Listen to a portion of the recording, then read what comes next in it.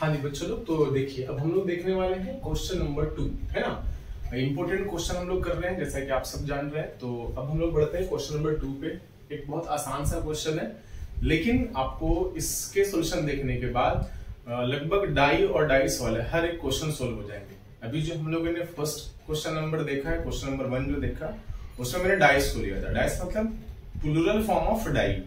तो दो dice simultaneously that time we were throwing, but now this time in this question we will throw only one die, okay, and I have different of question, total 5 question in one question, है ना। total 5 question है, यानी कि इसके सब parts हैं।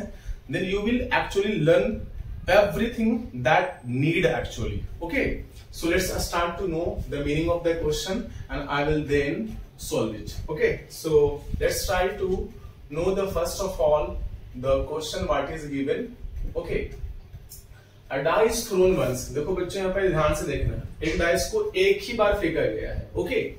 तो पूछ रहा है कि what is the probability that it, क्या होगी प्रोबेबिलिटी किसकी, कहता है दैट इट शोज, जो वो शो करे, वो दिखाए, क्या दिखाए, पहला A3 मतलब 3 आने की प्रोबेबिलिटी क्या होगी, फिर क्या बोलता है A5 आने की प्रोबेबिलिटी क्या होगी, फिर बोलता है एन ऑड नंबर्स, एक ऑड नंबर आने की प्रोबेबिलिटी क्या होगी, फिर से क्या अ प्राइम नंबर, फिर अ नंबर ग्रेटर देन 4।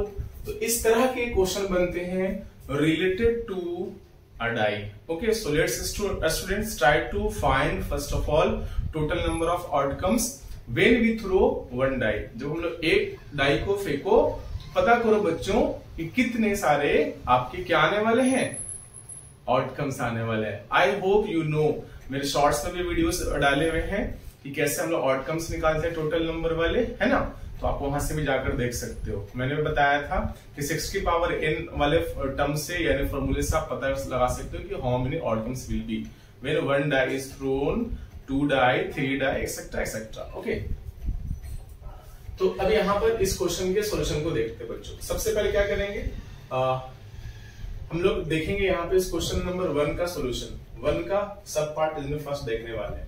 हम लोग को क्या पता करना है, total number of outcomes. We know that total number of outcomes, है ना, टोटल नंबर ऑफ आउटकम्स जिसको हम लोग एनएस कहते हैं बच्चों। टोटल कितना आएगा, अगर आप देखना चाहते हो, एक डाइस को फेंको आपने, जब आपने एक डाइस को फेंका है तो क्या आने वाला है, या तो पहले पॉइंट पर, पहले फेस पर 1 आएगा, दूसरे फेस पर 2 आएगा, तीसरे फेस पे 3 आएगा, चौथे फेस पे 4 आएगा, पांचवें फेस पे 5 आएगा और छठे फेस पे क्या आएगा, 6 आएगा। तो कितने सारे आउटकम्स आने की प्रोबेबिलिटी है, क्या क्या आ सकते हैं, 1 2 3 4 5 6, टोटल 6 आ सकते हैं। तो from this we can say there are total number of outcomes is 6। तो लेट करो या ना करो, अब आपके अकॉर्डिंग टू क्वेश्चन A3 आने की क्या प्रोबेबिलिटी है। So it will be called as a favourable outcomes. So यहाँ पे क्या दिया हुआ है, total number of favourable outcomes, ये देख लो, total number of favourable outcomes, favourable outcomes, okay. Total number of favourable outcome जिसको हम लोग NE के नाम से जानते हैं, और E यहाँ पे क्या हम लोग मान रहे हैं, total number of favourable outcomes for the getting off 3, है ना, A3। जब एक बार फेंका आपने तो एक ही बार 3 आने की क्या प्रोबेबिलिटी, ओके। तो उसी को फेवरेबल आउटकम्स कहते हैं। और वो कितना है, आप एक बार लूडो फेंको बच्चों तो 3 आने की क्या चांसेस है, 1 से 6 तक में 3 कितना बार आ सकता है, एक बार आ सकता है। तो एक ही चांस यहाँ पे आ रहा, मतलब जो फेवरेबल आउटकम्स है वो कितने, 1/6 है।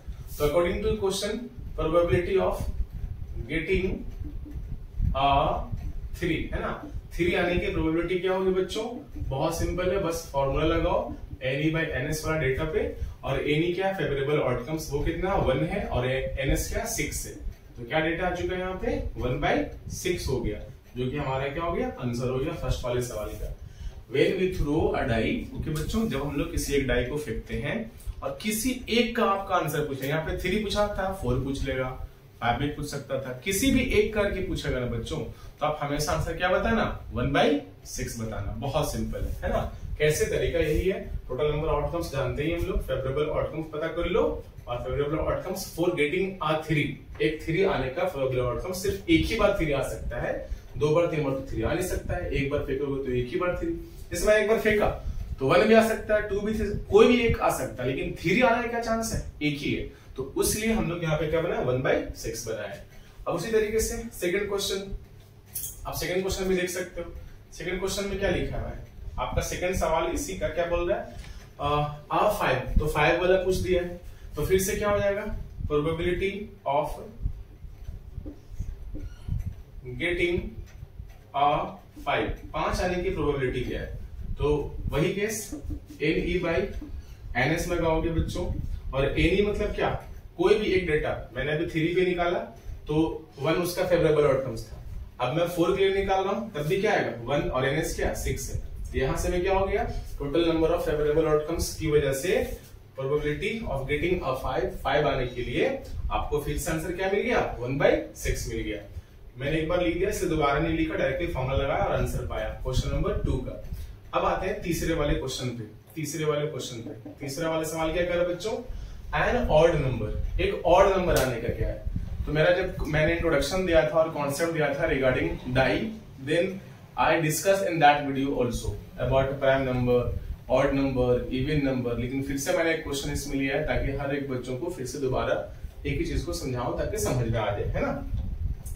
तो क्या होगा बच्चों तीसरे वाले केस में, एन ऑड नंबर, तो भाई सबसे पहले आप क्या निकालो, favourable outcomes, number of favourable outcomes, let's suppose it NE, और वो कितने हैं, किसके लिए, ऑड नंबर के लिए, तो ऑड कौन कौन है, 1 2 3, ये भी एक ऑड है, ये भी एक ऑड है और ये भी एक ऑड है, तो टोटल कितने फेवरेबल आउटकम्स हो गए, NE यहाँ पे क्या हो गया 3, और NS क्या है बच्चों, टोटल कितने NS है 6, तो probability of getting an odd number, है ना, एन ऑड नंबर, तो क्या लिखोगे NE/NS, ठीक है, पुट द वैल्यूज, NE क्या है यहाँ पे मैंने लिया 3 और NS क्या 6, तो फिर से करके क्या मिला 1/2, तो यहां से आपका आंसर क्या हो गया 1/2। कंफ्यूजन हो रहा होगा कि सर जी यहाँ पे NE आपने 3 कैसे लिया, NE is nothing but just a number of favourable outcomes, favourable outcomes for getting an odd number, है ना, एन ऑड नंबर, इसलिए मैंने यहाँ पे उतना बड़ा ना लिख करके मैं डायरेक्टली NE लिख लिया, नंबर ऑफ जो इवेंट कहलाता है, जिस इवेंट के बारे में डिस्कशन हो रही है बच्चों, तो जिस इवेंट के बारे में डिस्कशन हो रही है वहां से आप आसानी से निकाल सकते हो उसका प्रोबेबिलिटी, और फेवरेबल आउटकम्स निकालने के बाद ही आप निकाल सकते हो, है ना। तो NE इक्वल टू क्या हो गया 3 हो गया, 3 कैसे, क्योंकि हम लोग को फेवरेबल आउटकम्स कितने, काउंट करो, एक बार फेंकोगे तो 1 आ सकता है, वो भी एक ऑड है, फिर एक बार फेंको तो फिर क्या आ सकता है 3 भी आ सकता है, कोई भी आ सकता है, लेकिन ऑड आने के कितने फेवरेबल आउटकम्स है, कितने फेवर करते हैं आप ऑड आने के लिए, तो 1 के लिए आप कर सकते हैं, 3 के लिए कर सकते हैं, 5 के लिए कर सकते हैं, तो इस इवेंट के लिए total favourable outcomes becomes your 3, है ना, और यहाँ पे टोटल आउटकम्स तो 6 पता ही है, तो 3/6 यानी NE/NS 3/6 मतलब क्या 1/2, that becomes the probability of getting an odd number when we throw 1 die, है ना बच्चों। अब चलते हैं हम लोग चौथे वाले क्वेश्चन पे।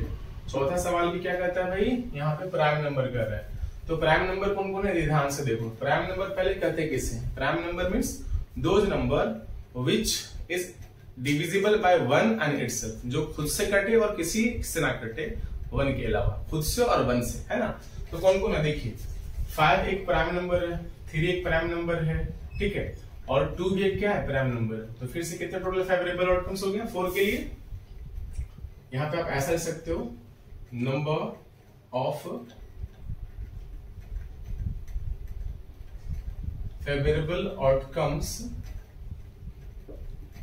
फॉर प्राइम नंबर, और इसको मान लो NE, और वो कितने आ रहे हैं 3 फिर से आ रहे बच्चों, और आपको पता है कि NS कितना लेना है 6 लेता है, तो प्रोबेबिलिटी ले लीजिए यहां से किसका, getting a prime number, getting a prime number, है ना। क्या मिलेगा यहां से NE/NS, NE क्या है बच्चों 3, यहां से फिर 6, तो ये 2 बार में कैंसिल आउट हो चुके, इसलिए आंसर क्या होगा बच्चों 1/2।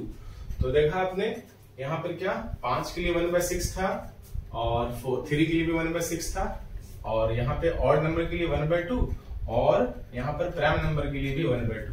इवन नंबर पूछता है तो उसके लिए भी 1/2 होगा बच्चों। ठीक है, मजा आ रहा है समझ में? कोई डाउट हो तो जरूर पूछना। ओके चलो अब हम लोग देखते हैं क्या नेक्स्ट क्वेश्चन। इसी का 5वां क्वेश्चन है, पता रखा नंबर ग्रेटर देन 4। ठीक है, तो मैं यहाँ पे शॉर्ट में थोड़ा बनाने की कोशिश करता हूँ। 5वां क्वेश्चन तो देखो बच्चों, NE क्या होगा? फेवरेबल आउटकम, जिसके बारे में बोल रहे हैं उसको फेवर करो। ग्रेटर देन 4, 4 से बड़ा कौन कौन है? 4 से बड़ा सिर्फ कौन कौन है? 5 and 6 है। So from this we can observe that the favorable outcomes can be only 2, 5 और 6। या तो 5 आएगा या फिर 6 आएगा, समझ रहे ना? तो बस चुपचाप से आप एनी को वैल्यू क्या रख दो? 2, क्योंकि काउंट करो 1 और 2 ही नंबर है ना जो आ सकते हैं 4 से ज्यादा। तो NS आपके पास 6 है, तो प्रोबेबिलिटी क्या हो जाएगा? गेटिंग ग्रेटर देन 4 है ना, ग्रेटर देन 4, 4 से बड़ा होने का क्या प्रोबेबिलिटी है? तो बस फॉर्मूला लगाओ बच्चों, आंसर पाओ। NE बाई NS, तो क्या हो गया? NE का वैल्यू क्या लेना है? 2 लेना है, तो यहाँ पे 2 लिख दो, और NS का वैल्यू क्या? 6, तो 6 लिख दो। फिर से आपने क्या पाया बच्चों? 1/3 पाया। तो इस तरीके से इस सवाल को आप सोल्व कर सकते हैं। आप इसका प्रॉपर स्क्रीनशॉट ले लीजिए, रिपीट कर लीजिए वीडियोस। कोई भी दिक्कत आ रही तो प्लीज आप जरूर पूछिएगा कमेंट बॉक्स में, और शेयर करते रहिए। ओके, और अपने दोस्तों में फैलाते रहिए और हम लोग को सपोर्ट करते रहिए। Okay, bye bye and take care.